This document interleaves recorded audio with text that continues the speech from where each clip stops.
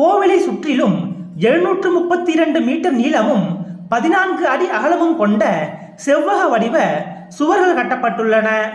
ஆலய கட்டுமானத்தில் இரும்பு பயன்படுத்தப்படவில்லை. ஏனெனில் இரும்பின் ஆயுட்காலம் 200 ஆண்டுகள்தான்.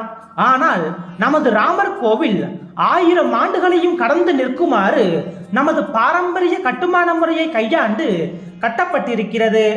பிரதான கோவில் கட்டமைப்பிற்காக ராஜஸ்தானின் பரத்பூர் மாவட்டத்திலிருந்து பெறப்பட்ட பன்சி பஹர்பூர் இளஞ்சிவப்பு மணற்கற்கள் பயன்படுத்தப்பட்டுள்ளது.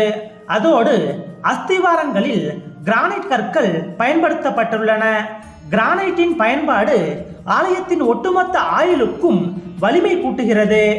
ஆலயத்தின் அடித்தளம் 14 மீட்டர் தடிமனான ரோலர் கம்பாக்டர் செய்யப்பட்ட கான்கிரீட் அடுக்குகளுடன் கட்டப்பட்டுள்ளது. இது செயற்கையான பாறையின் தோற்றத்தை அளிக்கிறது.